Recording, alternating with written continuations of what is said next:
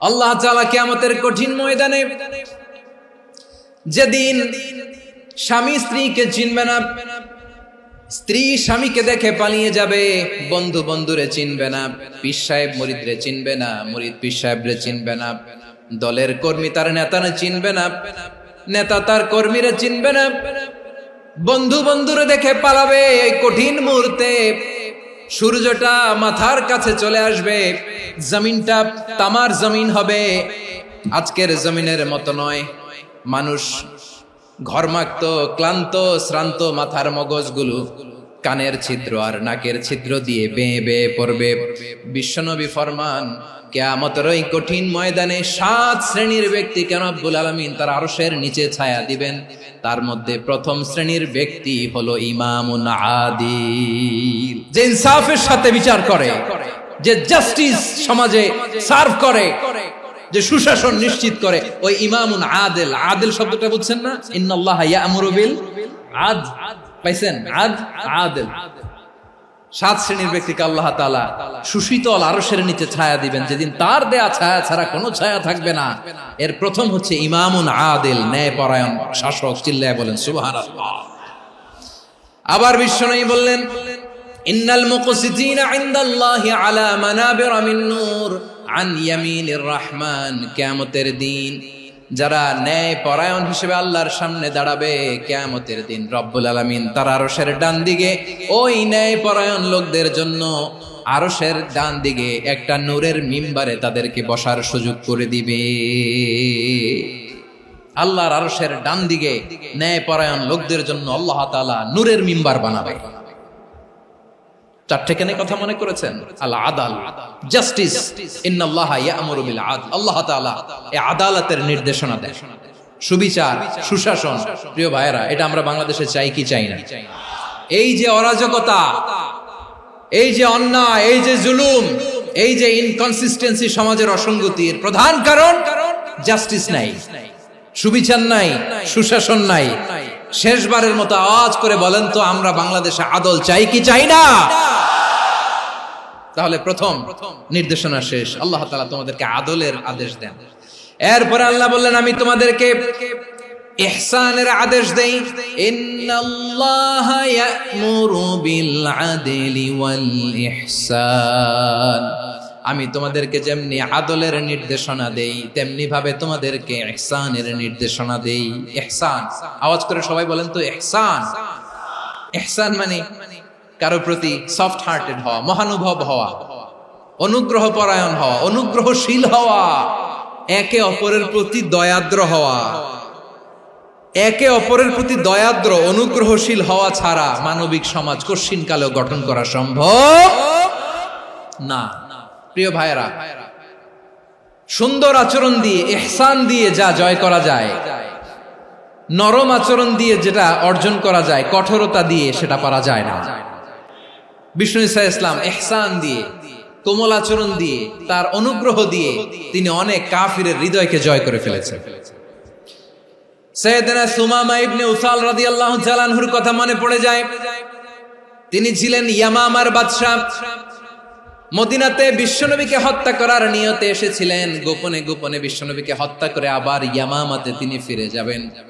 কিন্তু কি অবাক করা কাণ্ড, হত্যা করতে পারে নাই, সাহাবাদের হাতে তিনি ধরা পড়ে গেলেন। সাইয়েদনা সুমামা ইবনে উসাল রাদিয়াল্লাহু তাআলা আনহু হত্যার নিয়তে আসলেন, কিন্তু হত্যা করতে পারলেন না। সাহাবারা ওনাকে ধরে ফেললেন, ধরে মসজিদে নববীর পিলারের মধ্যে বেঁধে রাখলেন। সুমামা ইবনে উসাল, সিরাত থেকে শুনে, সিরাত থেকে শোনাচ্ছি, রাদিয়াল্লাহু তাআলা আনহু ইয়ামামার অধিপতি ছিলেন। বিশ্বনবীকে হত্যার জন্য আসছেন, ধরা পড়ে গেছেন, এখন মসজিদে নববীতে বেঁধে রাখছে, তার মানে বন্দী। এখন স্ট্যাটাস কি? বন্দী, ক্যাপটিভ। তো বিষ্ণু ঈসা ইসলাম সাহাবাদেরকে বললেন, তার খোঁজ খবর নিও, সুমামা ইবনে উসালের খোঁজ খবর নিও।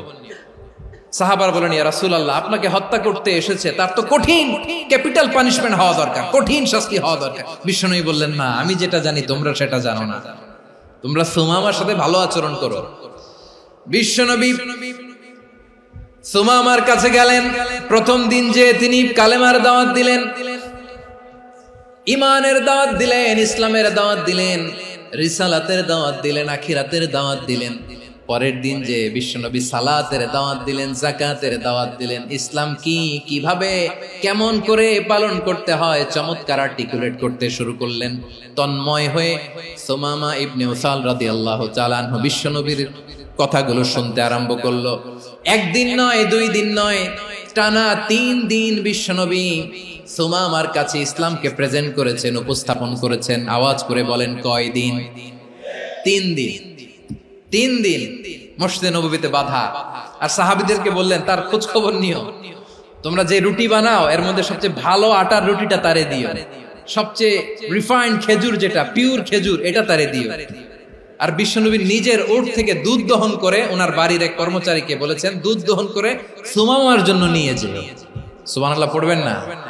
সবাই তো অবাক, ইয়ামামা থেকে আসছে নবীকে হত্যা করতে, বিশ্বনবী দেখে তারে জামাই আদর করে। একদিন নয়, 2 দিন নয়, টানা 3 দিন বিশ্বনবী এভাবে সুমামার কাছে যেয়ে ইসলামকে প্রেজেন্ট করতে আরম্ভ করলেন, ইসলামকে উপস্থাপন করতে শুরু করলেন। আর তাকে চমৎকার এন্টারটেইনমেন্ট, আপ্যায়ন দিতে আরম্ভ করলেন। টানা 3 দিন যখন ইসলামের দ্য বিউটিজ অফ ইসলাম, ইসলামের সুমহান বাণী, সৌন্দর্য তার কাছে উপস্থাপন শেষ, তাকে আপ্যায়ন শেষ, বিশ্বনবী বললেন সাহাবাদেরকে, যাও এবার সুমামার হাতের পায়ের রশি দুটো খুলে দাও। সাহাবারা তর্ক জুড়ে দিলেন, লা ইয়া রাসূলুল্লাহ, এমনটা করবেন না, তো ভয়ঙ্কর ভয়ঙ্কর খুনি, কি জানি কি হয়ে যায়। বিশ্বনবী বললেন, না, তার হাতে পায়ের রশিগুলো খুলে দাও। সাহাবারা বিশ্বনবীর কথা মতো তার হাতে পায়ের রশিগুলো খুলে দিল।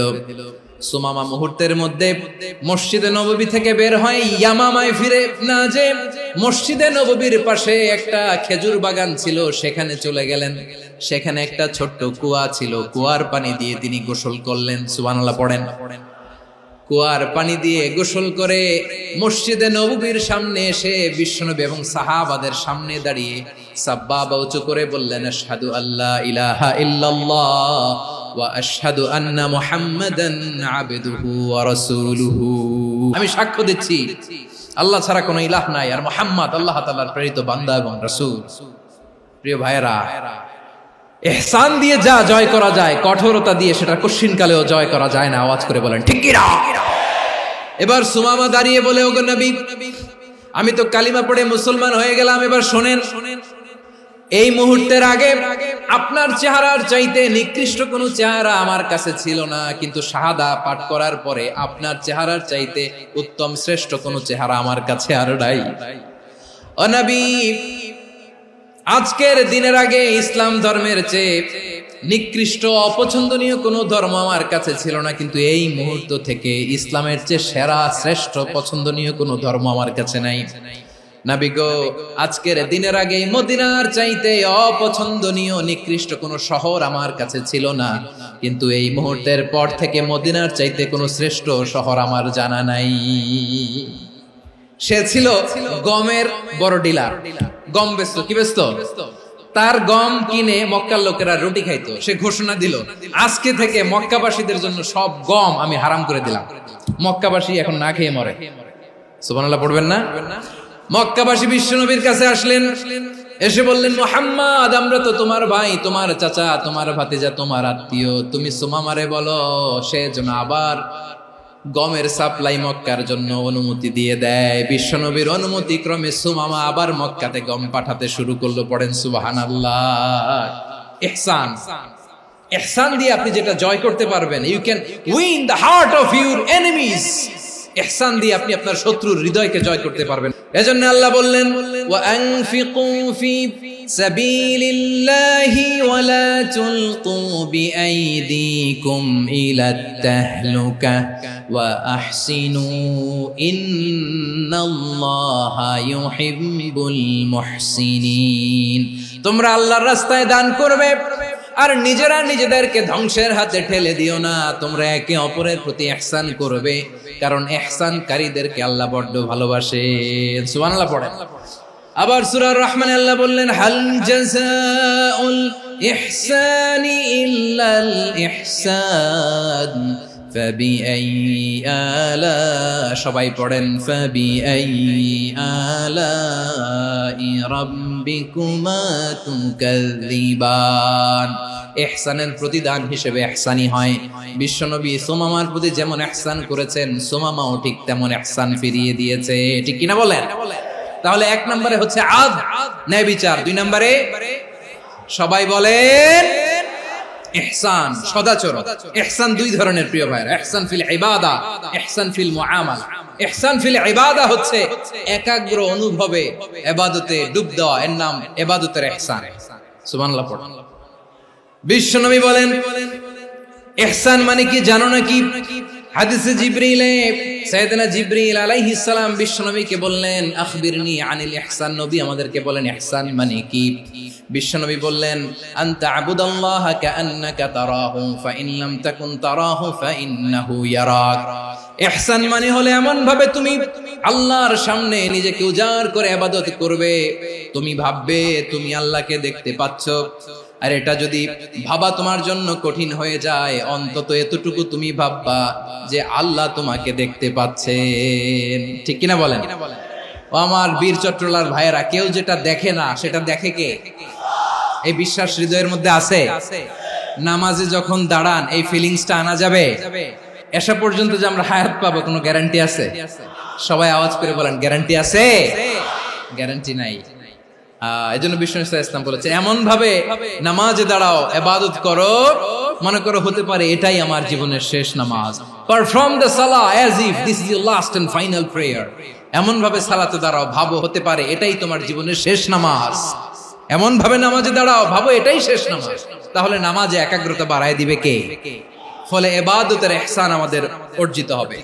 আর মুআমালাতে ইহসান হলো, বিশ্বনবী বলেন ইন্নাল্লাহা তাবারাকা ওয়া তাআলা كتب الإحسان على كل شيء فإذا قتلتم فأحسنوا القتلة وإذا ذبحتم فأحسنوا الذبح وليحد أحدكم شفرته وليرح ذبيحته। ইহসান 2 ধরনের, আওয়াজ করে বলতে হবে কয় ধরনের? একটা হচ্ছে ইহসান ফিল ইবাদা, ইবাদতে ইহসান। ইবাদতে ইহসান কি? একাগ্র অনুভব দিয়ে ইবাদত করা, মন প্রাণ দিয়ে ইবাদত করা। আর মুআমালাতে ইহসান কি? সব কাজে, দৈনন্দিন কাজে, কর্মে, সামাজিক অ্যাক্টিভিটিতে কোমলতা প্রদর্শন করা, অনুগ্রহের সাথে সবকিছু করা।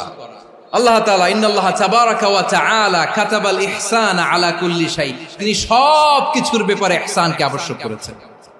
সবকিছু, মুমিনের সব কাজে ইহসানের পরশ থাকবে। ওয়া ইযা কাতালতুম ফাহসিনুল কিতলা, বিষ্ণুই বলেন তুমি যখন কাউকে হত্যা করো ইহসানের সাথে করো।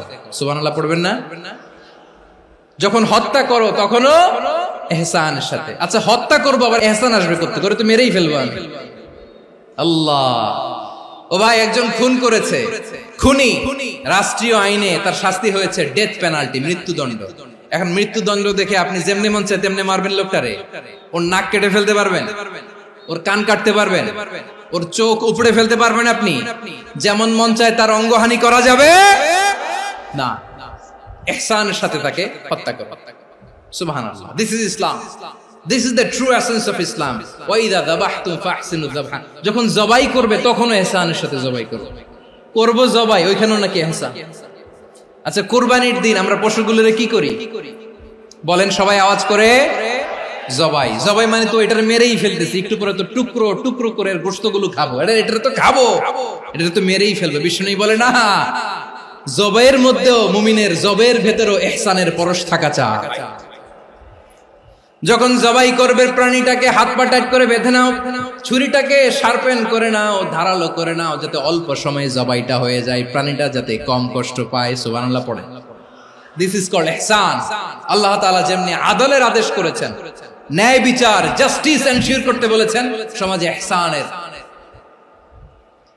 ব্যবহার, ইহসানের অনুশীলন তিনি করতে বলেছেন। এজন্য মুমিনের প্রতিটি কাজে, আমার চট্টগ্রামের ভাইয়েরা আমার দিকে তাকান, খেয়াল করে শুনুন, মুমিন জীবনের প্রতিটি কাজে ইহসানের পরশ থাকা চাই। আমরা যেন আমাদের পরিবারের প্রতি ইহসান করি, আমরা যেন আমাদের কর্মচারীদের প্রতি ইহসান করি, আমরা যেন আমাদের কলিগদের প্রতি ইহসান করি, আমরা যেন আমাদের ভাইদের প্রতি ইহসান করি। মুমিন জীবনের প্রতি কাজে ইহসানের পরশ থাকার দরকার আছে না নাই? কথা বুঝতে পেরেছেন? তাহলে আল্লাহ তাআলার 3টা আদেশ ছিল, কয়টা গেল? প্রথমে কি ছিল? আদল। 2 নম্বরে তিন নম্বরে রব্বুল আলামিন বললেন ওয়া ইতাইদিল কুরবা, নিকটাত্মীয়দেরকে দান করো। নিকট আত্মীয়দেরকে দাও, যারা তোমাদের ব্লাড কানেকশনের আত্মীয় তাদেরকে তোমরা দাও।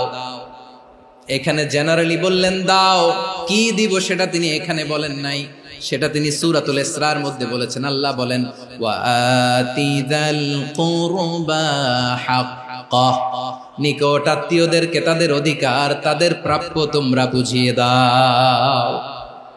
দেখেন, একটা শান্তির সমাজ, একটা সমৃদ্ধ সমাজ, একটা মানবিক সমাজ গঠনের জন্য আল্লাহ তাআলা বেশি না মাত্র তিনটা অর্ডার, তিনটা ভার্ডিক্ট তিনি জারি করেছেন। এক নাম্বার সুশাসন, ন্যায় বিচার। দুই নাম্বার ইহসান। তিন নাম্বার নিকটাত্মীয়, যারা কাছের, তোমার ভেরি ক্লোজ রিলেশনশিপে আছে, তাদেরকে দাও। দাও, দিলে বাড়িয়ে দেয় কে? অনেকে দিতে চায় না, কৃপণতা করে। দিলে বাড়ায় দেয় কে? ওমিয়া মদিনার মধ্যে সবচাইতে গরিব সাহাবী ছিল বেলাল রাদিয়াল্লাহু তাআলা আনহু। ওনার এন্টায়ার অ্যাসেট, সম্পদের পরিমাণ কতদূর জানেন? একটা লুঙ্গি। বেলাল রাদিয়াল্লাহু তাআলা আনহু, ওনার টোটাল ওয়েলথের এস্টিমেশন হচ্ছে মাত্র একটা লুঙ্গি। একটা লুঙ্গি, টোটাল ওয়েলথ এস্টিমেশন, টোটাল সম্পদের পরিমাণ বেলাল রাদিয়াল্লাহু তাআলা আনহুর কি ছিল? ওই বেলাল রাদিয়াল্লাহু তাআলা আনহুকে বিষ্ণু ইসলাম বলেছেন আনফিক ইয়া বেলাল, ও বেলাল তুমিও দাও। ওয়ালা তাখশা মিন যিল আরশি ইখলালা, আরশের অধিপতির তো কোনো ঘাটতি নাই, তুমি দিলে ওই আল্লাহ তোমারে বাড়ায় দিবে। এজন্য আমার প্রিয় ভাইয়েরা, দিলে কমে না, দিলে বাড়ে। অনেকে ধরে রাখে, নতুন কিছু নিতে পারে না, হাত দিয়ে যেটা ধরে রেখেছেন এটা দিয়ে দেন, বড় একটা ধরার সুযোগ পাবেন। জোরে বলেন ঠিক কিনা? রব্বুল আলামিন বললেন তিন নাম্বার আদেশ হলো তোমাদের প্রতি সমাজটারে কেমন করে মানবিক সমাজ, সুন্দর সমাজ গড়বা। তিন নাম্বার আদেশ হলো ওয়া আতিদাল কুরবা হাক্কা, নিকটাত্মীয়দেরকে তাদের প্রাপ্য বুঝিয়ে দাও। এই নিকটাত্মীয়দেরকে তাদের অধিকার বুঝিয়ে দেওয়া, প্রাপ্য বুঝিয়ে দেওয়াতে আমাদের গাফলতি আছে না নাই? অনেকে দেখবেন অনেক আল্লাহওয়ালা, তাহাজ্জুদ গুজার, সেজদা দিতে দিতে কপালে কালো দাগ ফেলে দিছে, সে তার বোনের হকটা আদায় করে নাই। আছে না নাই? অনেক বড় হাজী সাহেব, বিশাল লম্বা দাড়ি, ছেলেরে সব দিয়ে দিছে, মেয়েরে কিছু দেয় নাই, মেয়ের হক আদায় করে নাই। আছে না নাই? এই হাজী সাহেবেরা, এই আল্লাহওয়ালারা কিয়ামতের ময়দানে আটকে যাবে। আপনি অন্যের অধিকার নষ্ট করেছেন, তাদের রাইটস কে ভায়োলেট করেছেন। এজন্য আল্লাহ তাআলা বলেন, কারো অধিকার যদি কেউ নষ্ট করে, ওই সমাজটা মানবিক সমাজ কঠিন কালেও হতে পারে না। এজন্য তিন নম্বর আল্লাহ বললেন ওয়া ইতাইদিল কুরবা, নিকটাত্মীয়দেরকে দাও। কি দিবা? তাদের অধিকার দিয়ে দাও। বোনের অধিকার বুঝিয়ে দাও, মেয়ের অধিকার বুঝিয়ে দাও, ফুফুর অধিকার বুঝিয়ে দাও। দেখবেন অনেক মায়েরা ছেলের পাতে মুরগির রান দেয়, মেয়ের পাতে দেয় মুরগির ঠ্যাং। তো মেয়ের কি মুরগির রান খেতে মনে চায় না? মনে চায় না? এমনটা করা যাবে না। নিকটাত্মীয়দেরকে অধিকার দিয়ে দাও, নিকটাত্মীয়ের সাথে সুসম্পর্ক রাখো। আদেশটা কার? এজন্য প্রিয় ভাইয়েরা, জীবনে যদি বারাকা অর্জন করতে চান, নিকটাত্মীয়দের সাথে সুসম্পর্ক রাখতে হবে, তাদের জন্য উপহার পাঠাতে হবে। বিশ্বনবী বলেন লা ইয়াদখুলুল জান্নাতা কাতে, যে ব্যক্তি আত্মীয়তার সম্পর্ককে ছিন্ন করে দেয়, সে কঠিন কালেও আল্লাহর জান্নাতে ঢুকবে না। আপনি কি এটারে সহজ হাদিস মনে করছেন? এটা সহজ কথা? আপনি ভাবছেন আপনার নামাজ আপনারে বাঁচাতে পারবে, আপনার রোজা বাঁচাতে পারবে, আপনার তাহাজ্জুদ আপনারে বাঁচাতে পারবে? অধিকার নষ্ট করলে কিছুই আপনারে বাঁচাতে পারবে না। এজন্য নিকট আত্মীয়দেরকে দিতে হবে বেশি বেশি। বিশ্বনবী বলেন ইন্না সাদাকাতা আলাল মিসকিনি সাদাকা ওয়া আলা যির রাহিমি ইসনাতান সাদাকাতুন ওয়া সিলা। মিসকিন রে দান করলে শুধু দানের সওয়াব হয়, নিকট আত্মীয়কে দান করলে দুইটার সওয়াব হয়, সাদাকার সওয়াব হয়, আবার আত্মীয়তার বন্ধন অটুট রাখার সওয়াব হয়ে যায়। আবার বিশ্বনবী বললেন মান সাররাহু আইয়ুবসাতা লাহু ফি রিজকিহি ওয়া ইনসালাহু ফি আসারিহি ফালইয়াসিল রাহিমা। যে ব্যক্তি তার রিজিকের প্রশস্ততা চায় আর হায়াতে বরকত চায়, সে যেন তার আত্মীয়ের সাথে সুসম্পর্ক রাখে। আমার প্রিয় চট্টলার ভাইয়েরা, আমাদের রিজিক বাড়ুক, এটা আমরা চাই কি চাই না? সবাই চান? হ্যাঁ, আমাদের রিজিকে প্রশস্ততা আসুক, চাই কি চাই না? আমাদের হায়াতে বরকত আসুক, আমরা চাই কি চাই না? এই দুইটা যদি চান তাহলে নিকটাত্মীয়দের সাথে সুসম্পর্ক রাখবেন। পারবেন? তাহলে সমাজটারে মানবিক সমাজ বানায় দিবে কে? তিনটা আদেশ চলে গেল। 1 নম্বরে কি ছিল? 2 নম্বরে, 3 নম্বরে নিকটাত্মীয়দেরকে দান। আল্লাহ তাআলা তিনটা জিনিসের যেমনি আদেশ করেছেন, অনুরূপভাবে তিনটা বিষয় তিনি বারণ করেছেন, নিষেধ করেছেন, ওগুলোর কাছেও যাওয়া যাবে। রাব্বুল আলামিন বলেন, ওয়ায়ানহা আনিল ফাহশাই ওয়াল মুনকারি ওয়াল বাগি। আমি যেমনি তিনটি বিষয়ে আদেশ করলাম, অনুরূপভাবে তিনটি বিষয়ে বারণ করলাম, নিষেধ করলাম। আমার 1 নাম্বার নিষেধাজ্ঞা হলো অশ্লীলতার প্রতি। ফাহশা, ওয়ায়ানহা আনিল ফাহশা, আল্লাহ তাআলা অশ্লীলতাকে নিষেধ করেছেন। কোন জিনিসকে? সবাই বলুন, কোন জিনিসকে? যত ধরনের, যত টাইপের, যত ক্যাটাগরির অশ্লীলতা হতে পারে, সব অশ্লীলতাকে হারাম করেছেন কে? ফাহশা মানে কি? কথায়, কাজে, আচরণে, কমেন্ট, ফেসবুকের কমেন্টসে যত ধরনের নোংরামো আছে, যত ধরনের অশ্লীলতা আছে, এটাকে আরবিতে বলে ফাহশা। রাব্বুল আলামিন বলেন, কুল ইন্নামা হারামা রাব্বিয়াল ফাওয়াহিশা মা যাহারা মিনহা ওয়া মা বাতান। ও নবী, আপনি বলে দেন, আমার রব প্রকাশ্য, অপ্রকাশ্য, স্পষ্ট কিংবা অস্পষ্ট, দৃশ্যমান কিংবা অদৃশ্যমান সব অশ্লীলতাকে হারাম করেছেন। সব ধরনের অশ্লীলতা হারাম। আল্লাহ তাআলা আমাদেরকে অশ্লীলতা থেকে বাঁচান। এবার বলেন, আমাদের সমাজে অশ্লীলতা আছে না নাই? অশ্লীলতা নানা ভাবে, নানা নামে, নানা মোড়কে আমাদের সমাজে আছে না নাই? সংস্কৃতির নামে, ফ্যাশনের নামে, বিনোদনের নামে, উপন্যাসের নামে, কনসার্টের নামে অশ্লীলতা আছে না নাই? আপনি দেখেছেন কনসার্টগুলোর অবস্থা? আমাদের তরুণ তরুণীরা, আমাদের যুবক যুবতীরা, আমাদের জেনজিরা, কি অবস্থা ওইখানে? কনসার্টের নামে অশ্লীলতা আছে না নাই? ছেলে মেয়ে একে অপরকে জড়ায় ধরতেছে, একে অপরকে চুমু খাচ্ছে, প্রকাশ্যে, দিবালোকে, গণমানুষের সামনে। আল্লাহ তাআলা এই অশ্লীলতা থেকে আমাদেরকে বেঁচে থাকতে বলেছেন। রূপালী জগতের নামে অশ্লীলতা আছে না নাই?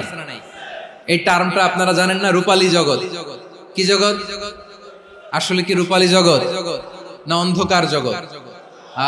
আমার বোনেরা, আপনাদেরকে যে কি বলে তারা বুঝায়, রূপালী জগৎ শুনেই আপনি ভরকে যাবেন না। রূপালী জগতে যে নারী যত বেশি উলঙ্গ, সে নাকি তত বেশি সাহসী। জানেন? বলে এটা একটা সাহসী নারী, খুব সাহসী পদক্ষেপ তার। যত বেশি শরীর থেকে কাপড় নামাতে পারবে, যত বেশি বস্ত্রহীন হয়ে নিজেকে প্রেজেন্ট করতে পারবে, সে নাকি তত বেশি সাহসী। আমার চট্টলার ভাইয়েরা, শয়তানের প্রথমে এজেন্ডা ছিল বনি আদমকে বস্ত্রহীন করা।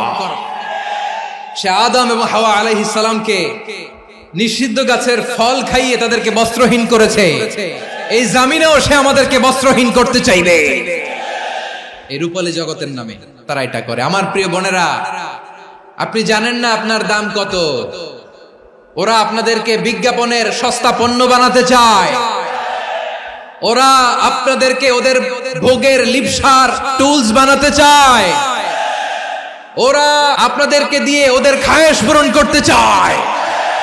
এটা আপনাদের জন্য মোটেও ডিগনিটি নয়, এটা আপনাদের জন্য সম্মান নয়। আপনার সম্মান শালীনতায়, আপনার সম্মান হেজাবে, আপনার সম্মান ভদ্রতায়, আপনার সম্মান আপনার ডিসেন্ট পোশাকে। পোশাক বলে দেয় এই নারীটা ভদ্র না অভদ্র। পোশাক বলে দেয় এই মেয়েটা কোন ঘরের মেয়ে। আপনি জানেন না, আপনারা সস্তা পণ্য বানায়, ভোগের পণ্য, বিলবোর্ডে আপনাকে উলঙ্গ করে উপস্থাপন করে। এই অশ্লীলতার সাথে ইসলামের কোনো সম্পর্ক। এজন্য আল্লাহ বলেন, আমি অশ্লীলতাকে হারাম করেছি। অশ্লীলতাকে হারাম করার প্রথম কারণ হলো এর মাধ্যমে মানবতাকে অপমানিত করা হয়। কারণ মানুষের সম্মান মানুষের পোশাকে। মানুষ যখন পোশাকহীন হয়ে যায়, বস্ত্রহীন হয়ে যায়, তার সম্মান কমে যায়। ঠিক কিনা? অশ্লীলতাকে হারাম করার প্রথম কারণ হচ্ছে মানুষ মানুষকে অপমান করে। একটা নারী, সে তো সম্মানিত, নারী যে কত সম্মানিত নারীরা এটা বুঝেই নাই। বিশ্বনবী বলেন আদ-দুনিয়া কুল্লুহা মাতা ওয়া খায়রু মাতা'আদ দুনিয়া আল মারআতুস সালিহা। আমার বোনেরা, 5টা প্যান্ডেলে আপনারা এলইডিতে আমার আলোচনা শুনছেন, আমি জানি। আপনাদের এই গর্ভ যে কত দামি আপনি জানেন না। আপনার পেট থেকেই আসবে আগামী দিনের সালাহুদ্দিন আল আইয়ুবী। আপনার পেট থেকেই আসবে অনাগত দিনের ইমাম মাহদী আল মুনতাযর।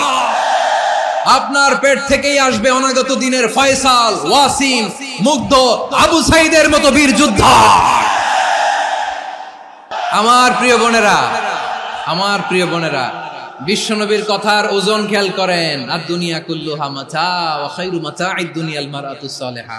দুনিয়ার সবকিছুই অ্যাসেট, এর মধ্যে সবচেয়ে দামি অ্যাসেট নেককার নারী। আপনার গর্ভ যে কত দামি আপনি জানেন না। নিজের সময়টাকে কাজে লাগান, কোরআন পড়েন, সুন্নাহ পড়েন। আপনার অনেক দায়িত্ব ঘরে। You are the MD of your family. একটা family it's a very big institution. পরিবার একটা অনেক বড় প্রতিষ্ঠান। And you are the MD of your institution. আপনি এই পরিবারের MD, managing director of your family. এখানে আপনার কত দায়িত্ব। আপনি ছেলে মেয়েদেরকে তারবিয়া করবেন, আপনি আপনার স্বামীর জন্য ঘরটার জান্নাতের নীর বানাবেন, আপনার জন্য জান্নাতের ডুপ্লেক্স বাড়ি ওইখানে তৈরি করে রাখবে কে? আপনি যে কত দামি আপনি জানেন না। নারীদেরকে আল্লাহ বানিয়েছেন উচ্চতর করে, নিম্নতর নয়। নারীদেরকে ছোট্ট জিনিস দিলে এটারে বড় করে দেয়। নারীদেরকে ভ্রূণ দিলে, শুক্রাণু দিলে নারী এটারে বাচ্চা হিসেবে উপহার দেয়, ঠিক কিনা? বিয়ের মাধ্যমে স্বামী যখন তার শুক্রাণু তার স্ত্রীকে উপহার দেয়, স্ত্রী রিটার্নে কি উপহার দেয়? ফুল ফর্ম বেবি, মানব সন্তান। দেখছেন, আপনি দিলেন একটুকুনি, দিছে বিশাল। আপনি যদি নারীকে বাজার এনে দেন, নারী এটাকে সুস্বাদু খাবারে রূপান্তর করে দেয়। আপনি তাকে একটা মুচকি হাসি দিয়ে দেন, সে তার কলিজা দিয়ে দেয়। কিন্তু যদি আপনি তার মনে কষ্ট দেন, সে আপনার জীবনকে জাহান্নাম বানায়া দেয়। নারীর মন বুঝতে পারলে নেয়ামত, বুঝতে না পারলে কিয়ামত। আমার প্রিয় বোনেরা, আপনি যে কত দামি আপনি জানেন না। অনেক দামি আপনি। আপনাদেরকে যেন ভোগের সস্তা পণ্য বানাতে না পারে, আপনাদেরকে সচেতন থাকতে হবে। তাহলে কেন আল্লাহ তাআলা এই ফাহশা, অশ্লীলতাকে হারাম করলেন? 1 নাম্বার, এতে হিউম্যান ডিগনিটি কমে। 2 নাম্বার, এতে মানুষের অধিকার নষ্ট হয়। আপনি বিয়ে করেছেন, এরে পরকিয়া করেন, ওর সাথে এরকম আছে না নাই? স্ত্রীর অধিকার নষ্ট করেছেন। আপনি বিবাহ সম্পর্কে আবদ্ধ হয়েছেন তার সাথে, আপনি পরকিয়া করেন ওই ছেলের সাথে, আপনি আপনার হাজবেন্ডের সাথে বিট্রে করেছেন। এজন্য আল্লাহ অশ্লীলতাকে হারাম করেছেন। অশ্লীলতাকে হারাম করার আরেকটা কারণ হচ্ছে আল্লাহ তাআলা এই হিউম্যান জেনারেশনকে, এটাকে প্রিজার্ভ করতে চায়। হিফজুন নাসল, এটা মাকাসিদুশ শরিয়ার অনেক গুরুত্বপূর্ণ একটা মাকাসিদ, অনেক গুরুত্বপূর্ণ। আপনার নাসল, আপনার জেনারেশনকে সংরক্ষণ করা। এই যে আসতেছে ফেব্রুয়ারি, কত ফেব্রুয়ারি জানো? এটা কি বিশ্ব ভালোবাসা দিবস? হ্যাঁ, কি দিবস? এই বিশ্ব ভালোবাসা দিবসের সাথে মুসলমানদের কোনো সম্পর্ক নাই। আমার প্রিয় ভাইরা, এই যে আপনি অবৈধ সম্পর্কে জড়ালেন, কেন আল্লাহ অশ্লীলতাকে হারাম করেছে দেখেন। বলতেছিলাম যে এটা আপনার নাসল, আপনার জেনারেশন, আপনার লিনিয়েজ, আপনার বংশকে প্রিজার্ভ করা। কে কার বাবা, কে কার মা, বাবা মা জানা, প্রজন্মকে প্রিজার্ভ করা, এটা ইসলাম ওয়াজিব করে দিয়েছে। এই যে অবৈধ সম্পর্কের কারণে, বিশ্ব বেহায়া দিবসের কারণে, এগুলোর আউটকাম, আউটপুট হিসেবে মাঝে মাঝে এই ঢাকা মেডিকেলের ডাস্টবিনে নবজাতকের বাচ্চার কান্নার আওয়াজ শুনতে পাওয়া যায়। চট্টগ্রাম মেডিকেলের ডাস্টবিনে নবজাতকের কান্না শুনতে পাওয়া যায়। বীর চট্টলার মুসলমানেরা বুঝতে পারলে আওয়াজ করে বলেন, এই যে চট্টগ্রাম মেডিকেলে যে নবজাতকটা পাওয়া গেল, ওর বাবাকে আমাকে বলেন, ওর মাকে, ও কোন ফ্যামিলির সন্তান কেউ জানে? আপনি হিউম্যান ডিগনিটিকে অপমান করেছেন না? আপনি তার ভবিষ্যৎকে অন্ধকার করেছেন না?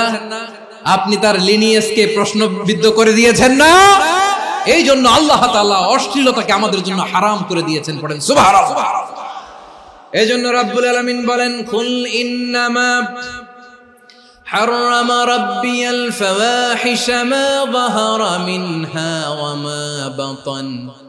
প্রকাশ্য অপ্রকাশ্য সব অশ্লীলতাকে হারাম ঘোষণা করে দিয়েছে কে? আবার দুনিয়ার বুকে যারা অশ্লীলতার প্রসার করে তাদের জন্য শাস্তি মজুদ রেখেছে কে? রব্বুল আলামিন বলেন ইন্নাল্লাযীনা ইউহিব্বুনা আন তাশিআল ফাহিশাতু ফিল্লাযীনা আমানু লাহুম আযাবুন আলীমুন ফিদ দুনিয়া ওয়াল আখিরাতি ওয়াল্লাহু ইয়ালামু ওয়া আনতুম লা তা'লামুন।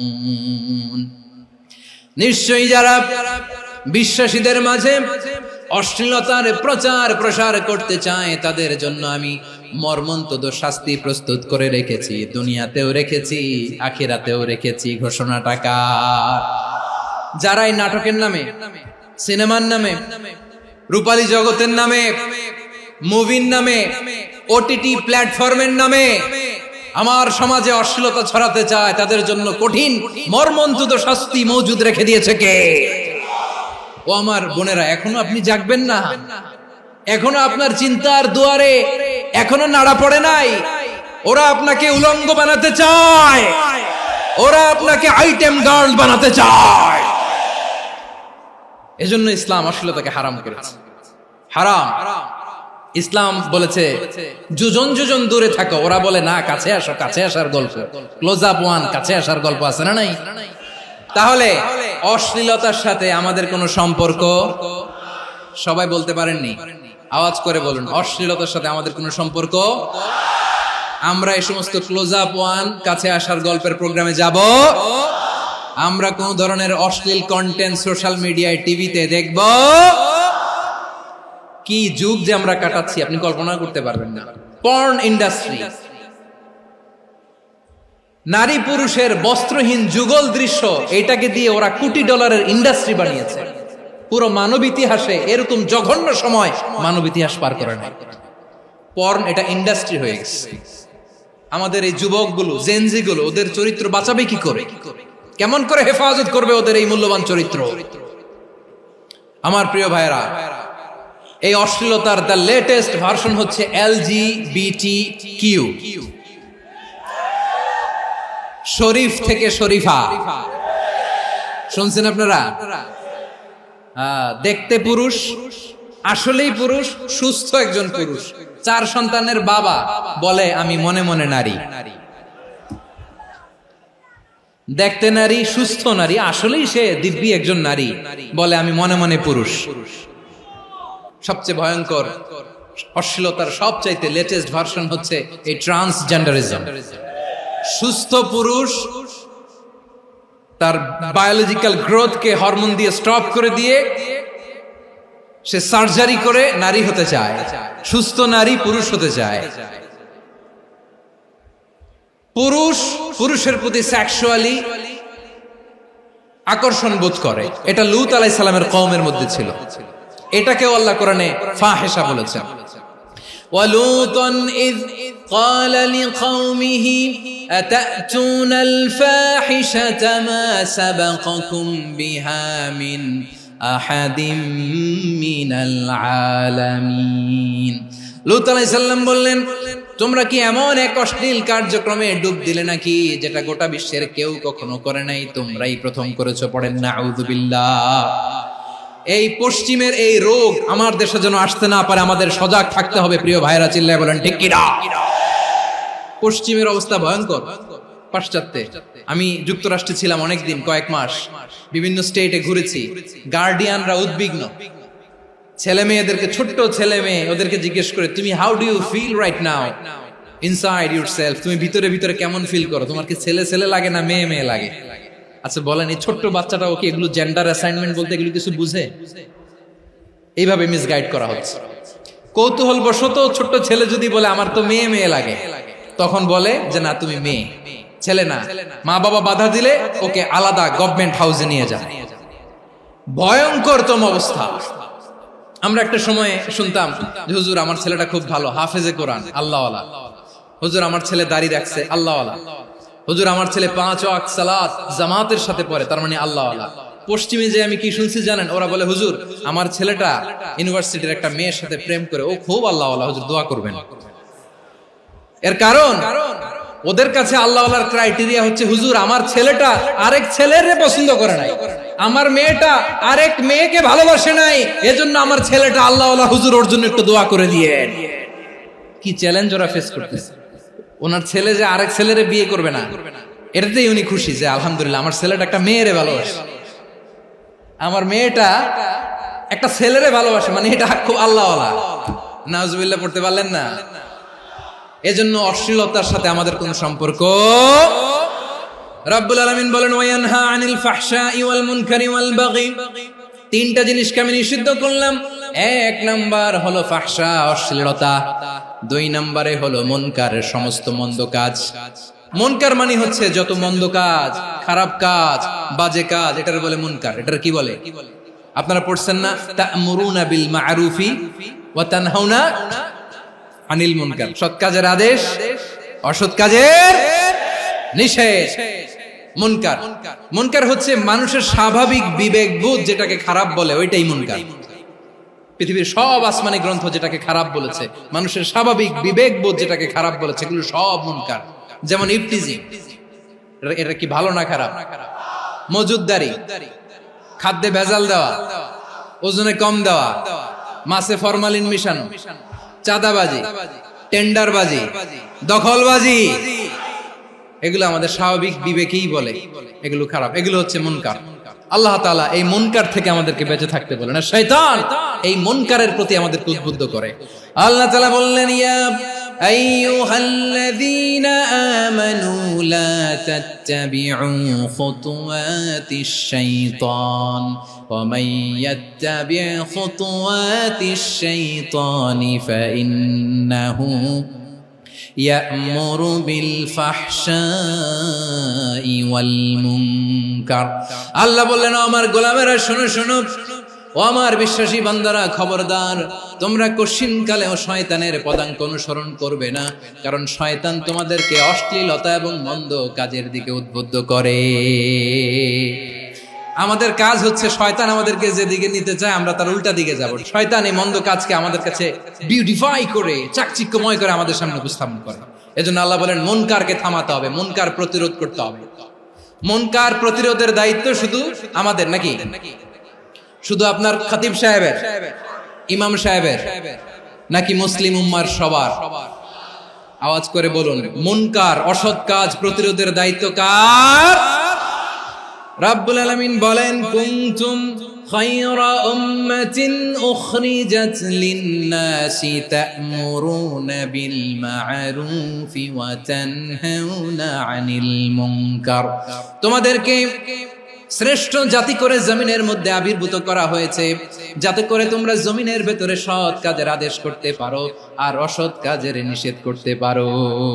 উম্মাহ, কুনতুম খায়রা, তাহলে গোটা উম্মার দায়িত্ব, এটা বুঝতে পারছেন তো? আচ্ছা, আরো নিচে আসেন। এরপরে আল্লাহ বললেন, শুধু উম্মাহ না, এই জমিনের রাজত্ব আমি যাদের হাতে দেই, এই জমিনের মালিক আমি যাদেরকে বানিয়ে দেই, যাদেরকে আমি সরকারের দায়িত্ব দেই, তাদেরকেও মুনকার প্রতিরোধের দায়িত্ব দিয়েছে কে?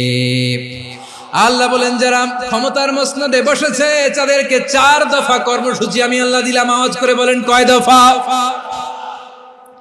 আল্লাহ বলেন, আল্লাযীনা ইম্মাক্কান্নাহুম ফিল আরদি আকামুস সালাতা ওয়া আতাউয যাকাতা ওয়া আমারু বিল মা'রুফি ওয়া নাহাউ আনিল মুনকার ওয়ালিল্লাহি আকিবাতুল উমুর। যারা এই জমিনের উত্তরাধিকার হয়েছে তারা 4 দফা কর্মসূচি নিয়ে সামনে আগাবা। সালাত কায়েম করবা, যাকাত আদায় করবা, সৎ কাজের আদেশ দিবা, অসৎ কাজ থেকে মুনকার প্রতিরোধ করবা। আদেশটা কার?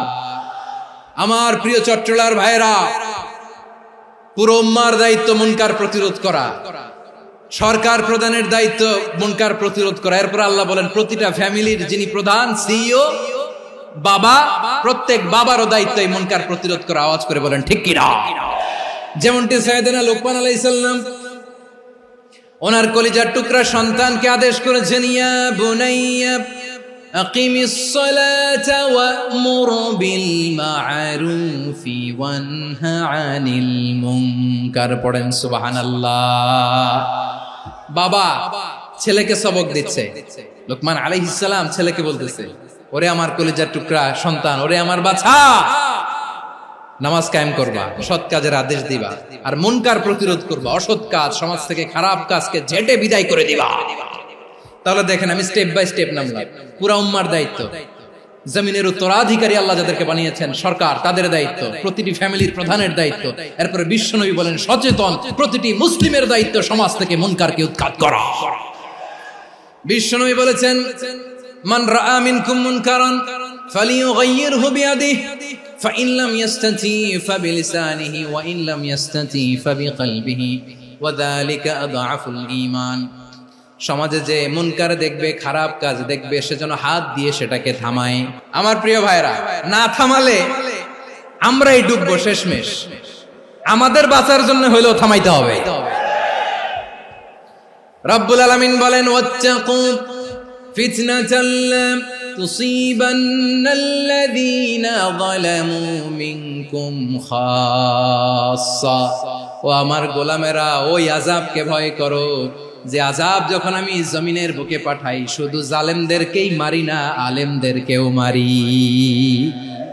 আযাব যখন আসে তখন শুধু জালিমই মরে না, আলেমও মরে। জানেন মুসা আলাইহিস সালামের পায়ে একবার লাল পিঁপড়া, তো উনি রেগে মেগে পাশি দেখে লাল পিঁপড়ার বাসা, পা দিয়ে ডলে মুছে সবগুলো পিঁপড়া মেরে ফেলছে। এই ঘটনাটা আল্লাহ ঘটিয়েছেন এজন্য মুসা আলাইহিস সালাম ছিলেন কালিমুল্লাহ, সরাসরি আল্লাহর সাথে কথা বলতেন। তিনি আল্লাহকে জিজ্ঞেস করেছিলেন, আল্লাহ তুমি যখন কোন জনপদে আযাব পাঠাও, শাস্তি দাও, ওখানকার শুধু জালেমরাই তো মরে না, ভালো মানুষগুলাও মরে, তো আযাব দিবা মুশরিকদের উপর দিবা, অবাধ্যদের উপর দিবা, ভালো মানুষগুলোরে মারো কেন? আল্লাহ বললেন, মুসা তোমার যে কামড় দিছিল পায়ের মধ্যে পিঁপড়া, কয়টা পিঁপড়া? একটা পিঁপড়া, তো সবগুলারে মারলা কেন? রেগে মেগে পুরো পিঁপড়ার বাসা ভেঙে মেসাকার করলা কেন? আমি যখন অ্যাকশনে যাই, আমি যখন শাস্তি দেই, তখন এত বাস বিচার করা হয় না, বাস বিচার করা যায় না। যখন অ্যাকশনে যাওয়া হয় ওইটা ডাইরেক্ট অ্যাকশন হয়ে যায়। চিল্লায় বলো ঠিক কি না? এজন্য আমাদের বাঁচার জন্য হলে ওই পাপ থামাতে হবে, এই শয়তানের অট্টহাসি থামাতে হবে, অন্যায় অপরাধ সমাজ থেকে আমাদের থামাতে হবে। কারণ আযাব আসলে ওরাও মরবে, আমরাও মরবো। একটা জাহাজ 2 তলা, আপনি আছেন 2য় তলায়, নিচের তলার কিছু লোক জাহাজের তলা ছিদ্র করতে আরম্ভ করছে। কি ছিদ্র করতেছে? আচ্ছা, জাহাজের তলা ছিদ্র করলে তলা দিয়ে কি ঢুকে? এখন আপনি যদি বলেন আমার কি, আমি তো 2 তলায়, আমি তো ভালো আছি, ওরা ছিদ্র করে ওরা মরবে। আসলে কি শুধু ওরা মরবে? তলা দিয়ে যখন পানি ঢুকবে, জাহাজ ঢুকলে আপনিও মরবেন। এজন্য নিজে মরার আগে ওই পাগলগুলোর নিচতলায় যে থামাতে হবে। চিল্লায় বলেন ঠিক কি না? এজন্য আল্লাহ বললেন মুনকার প্রতিরোধের দায়িত্ব সমাজের টপ টু বটম সবার। এজন্য মুনকার প্রতিরোধ করার দরকার আছে না নাই? সমাজে এই যে ইফটিজিং হয়, আপনার বোনের বয়সী একটা মেয়েকে কিছু বকাটে টিটকারি করে, এই বলে সেই বলে, নোংরা কথা বলে, রাস্তায় দেখেও আপনি পাশ দিয়ে না দেখার মতো চলে যান কেন? আপনি দাঁড়ান না কেন? আপনি দাঁড়ালেই তো থেমে যাবে, কারণ সত্যের যে শক্তি তার সামনে মিথ্যা মুখ থুবড়ে পড়ে। আপনার সামনেও কিছুই না, নাথিং। আপনি দাঁড়ান, ওকে প্রশ্ন করেন যে আমার বোনকে তুমি ডিস্টার্ব করো কেন? আপনাকে দেখে আরো 5 জন দাঁড়াবে, 5 জনকে দেখে আরো 10 জন দাঁড়াবে। আমাদের নীরবতা আর আমাদের নিশ্চুপ থাকাই জালিমদেরকে আরো শক্তিশালী জালিম বানিয়েছে।